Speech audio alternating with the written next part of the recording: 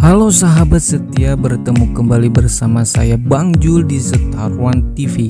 Dalam video ini saya akan menceritakan tentang sebuah film yang bergenre horor tapi dibaluti dengan komedi yang sangat lucu. Nah, bisa saja film ini membuat para penonton sangat tertawa lepas, sehingga film ini berhasil menjadi film terlaris di tahun ini guys. So, bagaimana cerita dari film ini? Langsung saja kita ke alur ceritanya. Yuk, gebo.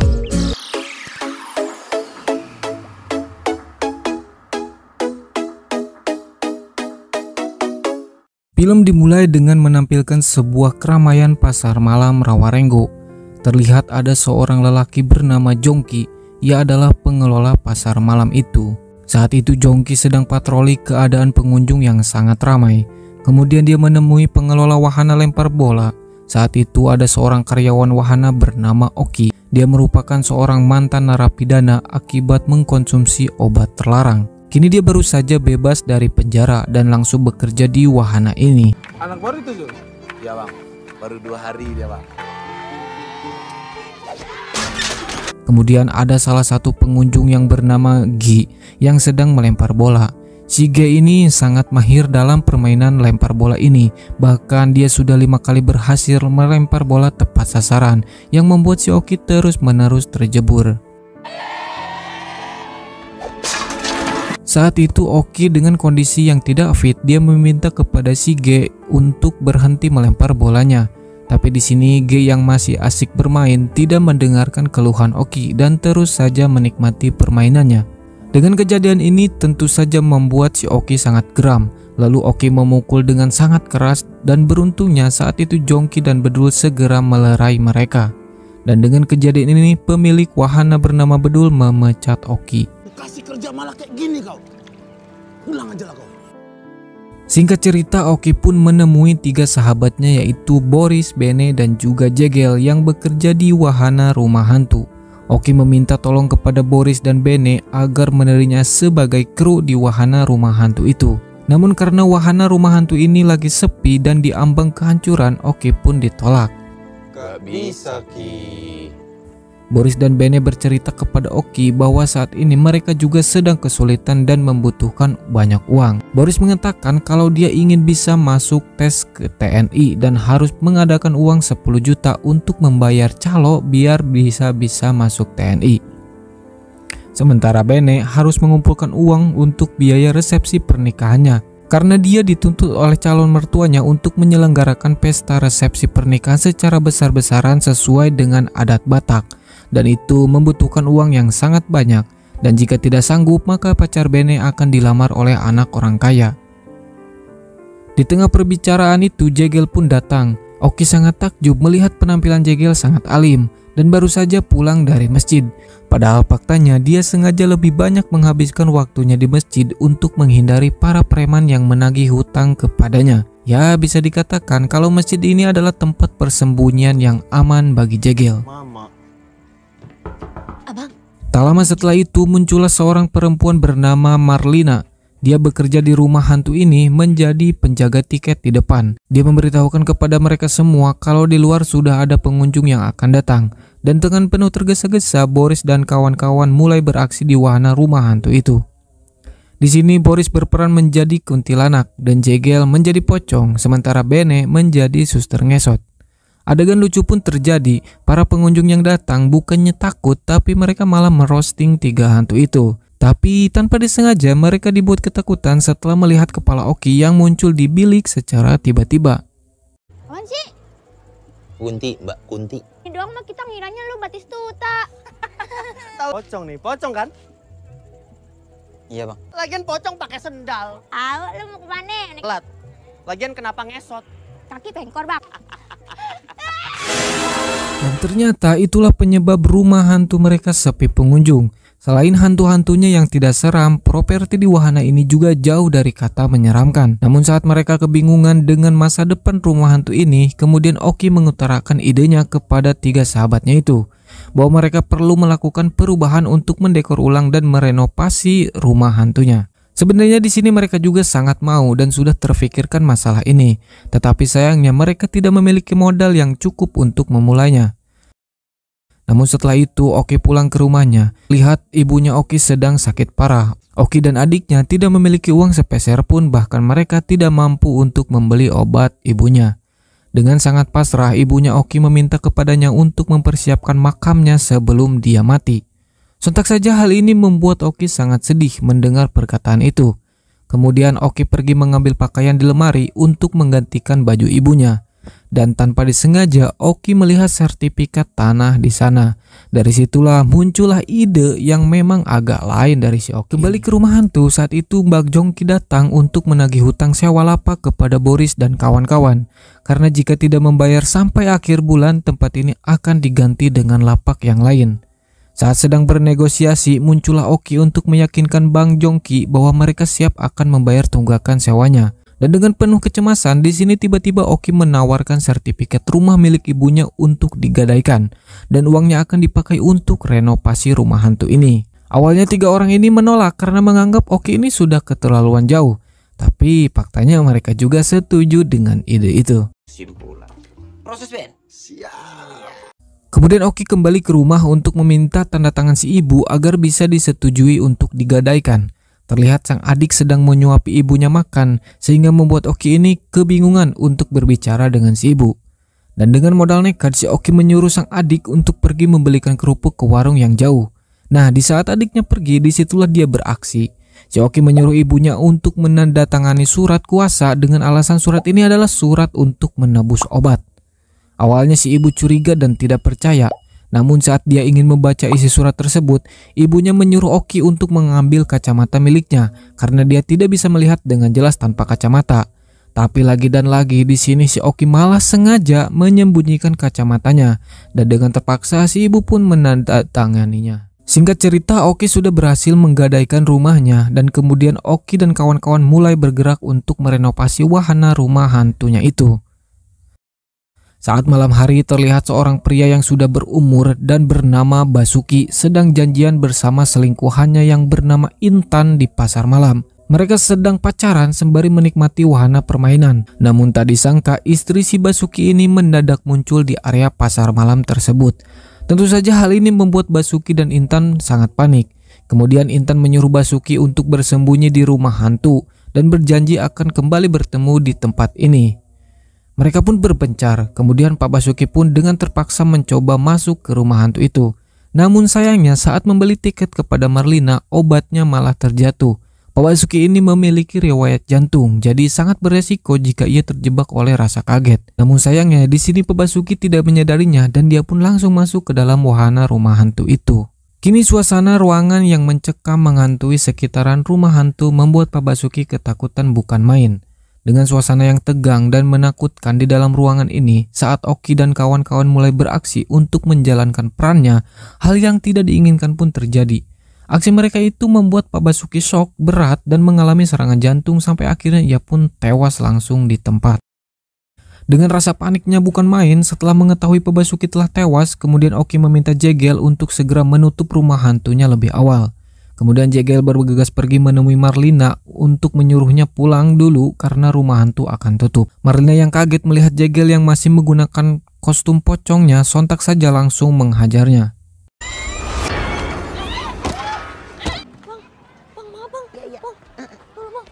Sementara itu Boris mulai panik, dia menyarankan agar mereka lapor kepada pihak polisi. Namun Oki langsung menolaknya dikarenakan dia merupakan mantan napi dan tidak mau lagi masuk ke dalam penjara.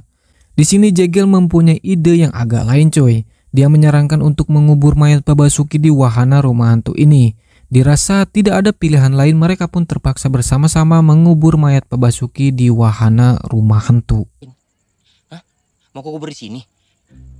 Sementara itu Intan menunggu Pak Basuki keluar dari wahana rumah hantu hingga larut malam. Karena tak kunjung datang, Intan pun berniat menyusulinya ke dalam rumah hantu. Tak jauh dari lokasi kasir, Intan pun menemukan obat jantung Pak Basuki yang terjatuh. Dan tanpa pikir panjang, Intan masuk ke dalam rumah hantu berharap bertemu dengan Pak Basuki. Saat di dalam, Intan sangat terkejut melihat para hantu sedang berkumpul bersama. Di sini, Intan menanyakan keberadaan Pak Basuki kepada mereka dengan menyebutkan ciri-cirinya. Dari penjelasan Intan ini, Oki dan kawan-kawan baru mengetahui jika Pak Basuki mengidap penyakit jantung. Kemudian mereka mengatakan kalau mereka tidak melihat orang yang Intan maksud masuk ke dalam wahana rumah hantu ini, dengan beralasan kalau mereka tidak menerima pengunjung karena lagi tahap renovasi. Dan disinilah mereka memarahi Intan karena melihat obat jantung yang dibawanya. Dia menyarankan kalau memang punya penyakit jantung kenapa disuruh masuk ke wahana ini. Udah tahu kawannya sakit jantung malah disuruh masuk rumah hantu. Keesokan harinya Bang Jongki sedang mewawancarai seorang karyawan baru yang bekerja sebagai petugas kebersihan di pasar malam itu. Pekerja itu bernama Obed yang memiliki kekurangan. Dia tidak bisa berbicara alias bisu dan juga buta huruf. Tentu saja hal ini membuat Bang Jongki sulit untuk berkomunikasi. Kamu biasanya kalau membersihkan mulai dari depan atau belakang? Namun tak lama kemudian Bedul datang. Dia menyampaikan maksud dan tujuannya, yaitu ingin menanyakan sewa kios milik wahana rumah hantu. Dia berniat ingin menyewanya karena letaknya sangat strategis. Namun Bang Jongki memberitahukan bahwasannya dia belum bisa menyewakan tempat itu karena Boris dan kawan-kawan sudah memperpanjang kontrak sewa lapak mereka. Sementara itu, saat Marlina sedang tugas mengecek keadaan rumah hantu, dia menemukan topi milik Pak Basuki tergeletak di sana. Lalu dia meletakkan topi itu di properti kepala tengkorak. Di tempat lain, dengan kejadian meninggalnya Pak Basuki membuat Oki dan kawan-kawan frustasi. Mereka berkumpul di sebuah rumah sewaannya. Di sini mereka memikirkan nasib masa depan rumah hantu miliknya. Namun tak lama kemudian ibunya Boris menelpon. Boris yang sangat panik memohon kepada teman-temannya untuk menuruti keinginannya. Karena faktanya Boris berbohong kepada keluarganya kalau dia sudah diterima di TNI, bahkan jabatannya sebagai komandan. Karena keluarganya pengen melihat aksi Boris sebagai komandan, dia memintanya untuk memerintahkan anak buahnya. Dengan rasa terpaksa, Boris memerintahkan Jegel dan Bene untuk saling tampar-menampar. Lebih keras. Puji Tuhan. Singkat cerita, mereka akhirnya memutuskan untuk membuka kembali rumah hantu karena sangat butuh uang. Pada malam harinya sebelum wahana dibuka, terjadi sesuatu yang aneh di ruangan kostum. Dengan penuh rasa takut, tiba-tiba mereka dikagetkan dengan Marlina yang mendadak masuk ke dalam ruangan itu. Dan Marlina mengabarkan kalau di depan sudah ada pengunjung yang datang. Saat sudah mulai memasuki rumah hantu, kedua pemuda itu menyalakan live streaming di sosial media sembari menikmati keadaan angker yang berada di dalam rumah hantu. Tanpa diduga, arwah Pak Basuki muncul yang membuat suasana semakin menyeramkan. Scene berpindah memperlihatkan istri dari si Pak Basuki ini yang sedang melapor kepada polisi setelah beberapa hari tidak ada kabar dari suaminya. Istrinya memberi petunjuk kalau suaminya terakhir pergi ke pasar malam untuk menemui temannya, padahal faktanya Pak Basuki bertemu dengan selingkuhannya. Sementara itu, Oki dan kawan-kawan sedang merasa kebingungan karena munculnya arwah Pak Basuki di wahana rumah hantunya. Mereka berencana akan pergi ke salah satu orang pintar untuk membantunya. Kalian harus tanggung jawab ya. Ayo ikut saya sekarang. Namun saat mereka mau pergi, Bang Jongki datang mengabarkan kalau wahana mereka sudah banyak sekali pengunjung yang datang, meskipun hari itu belum gelap. Ternyata pemicu wahana mereka ramai adalah video yang 2 orang remaja kemarin sudah viral, dan banyak orang yang penasaran untuk mengunjunginya. Mendengar kabar itu mereka pun sangat senang sekali.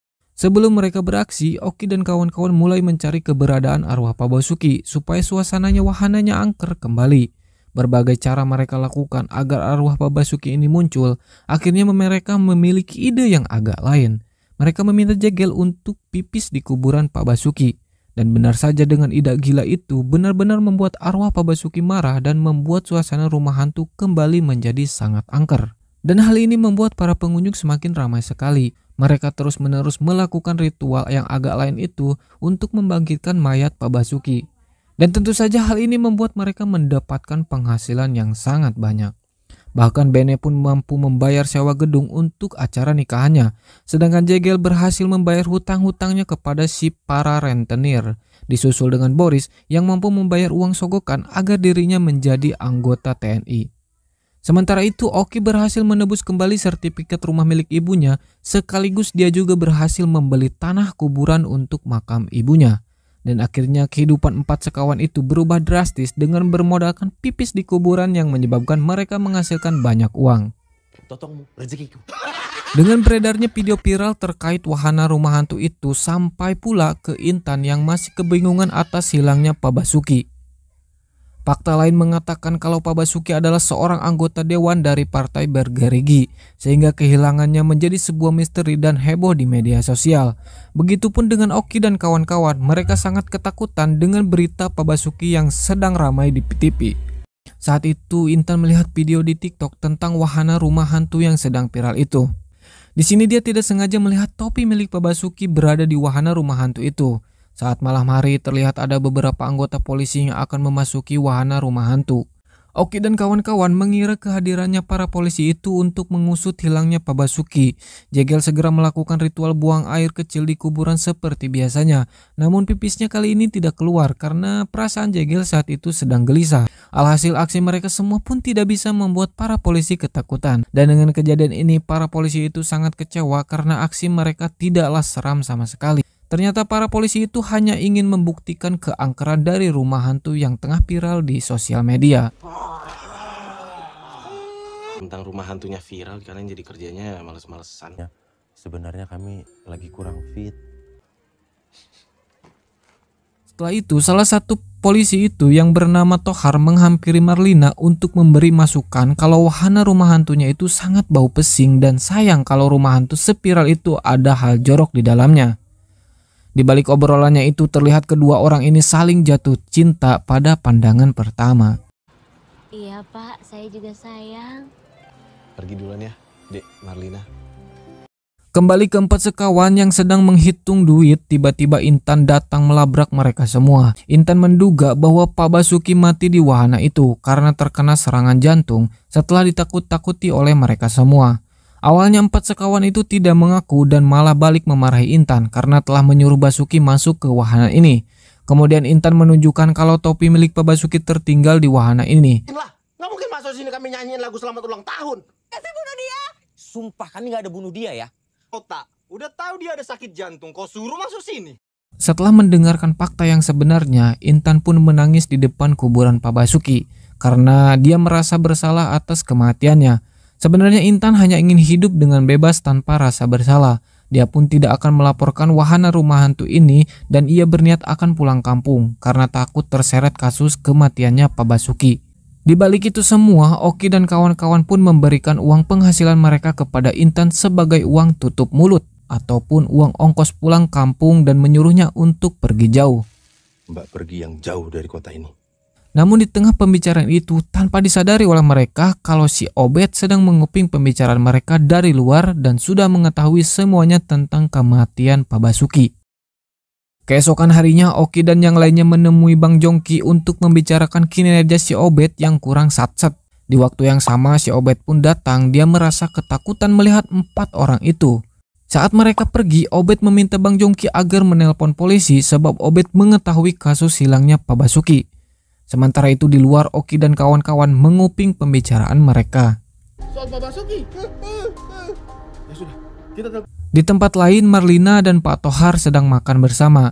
Tiba-tiba Pak Tohar mendapatkan informasi bahwa ada orang yang mengetahui sesuatu tentang kematian Pak Basuki. Begitupun dengan Marlina, dia ditelepon untuk suruh pulang karena wahana akan segera dimulai. Aku yang nganterin ya. Aduh, nggak usah Bang, ngerepotin. Sesampainya di wahana, Oki dan kawan-kawan mulai mengetahui tentang kedekatan Marlina dan juga Tohar, anggota polisi yang menangani kasus Pak Basuki. Di sini juga Marlina memberitahu kalau si Obed mengetahui tentang kematian Pak Basuki. Tentu saja hal ini membuat mereka sangat kaget dan panik. Tohar, si Obed punya keterangan soal Pak Basuki. Pada malam harinya Oki dan kawan-kawan menghampiri Obed. Mereka mencoba membujuk Obed untuk tidak buka suara mengenai hal ini. Mereka berniat ingin membantu Obed untuk membersihkan wahana sambil membicarakan masalah ini. Namun Obed salah paham, ia malah lari ketakutan setelah melihat empat orang ini. Dia kemudian naik ke atas wahana kincir angin dan hal yang tidak diinginkan pun terjadi. Obed terjatuh dari atas wahana itu hingga ia tidak sadarkan diri.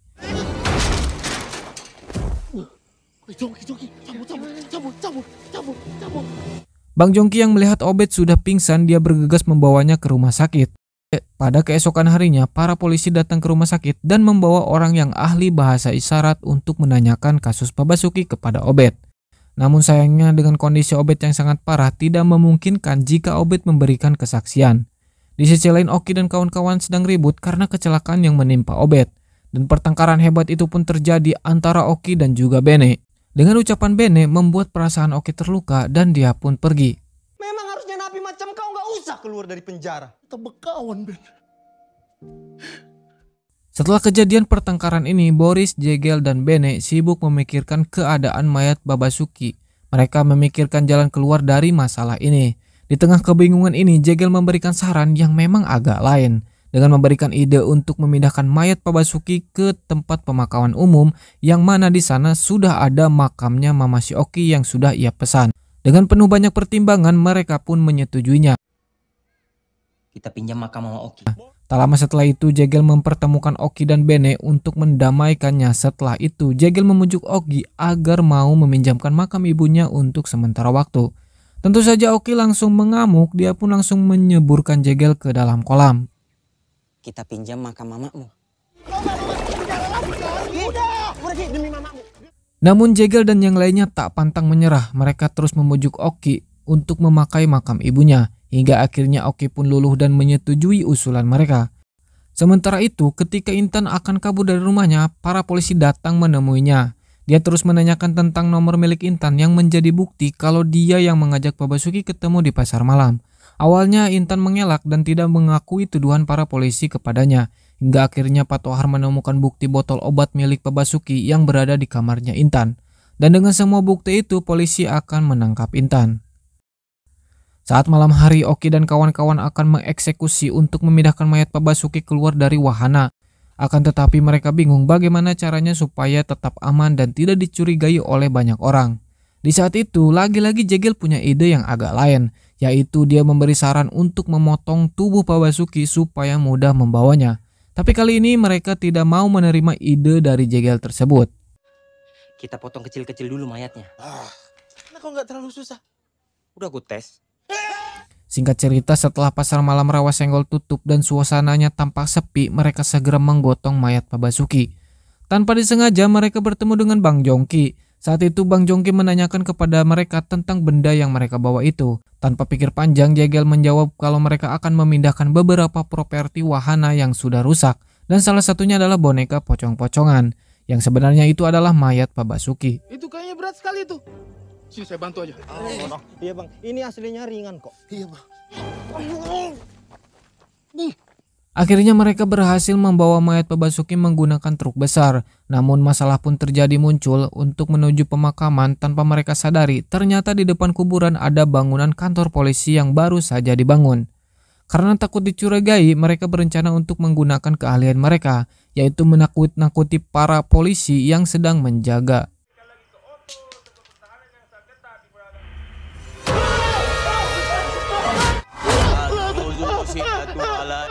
Di tempat lain, Pak Tohar sudah mengetahui semuanya tentang Pak Basuki dari penjelasan Intan. Tohar bersama anggotanya segera menggerebek rumah hantu dan disaksikan oleh Bang Jongki.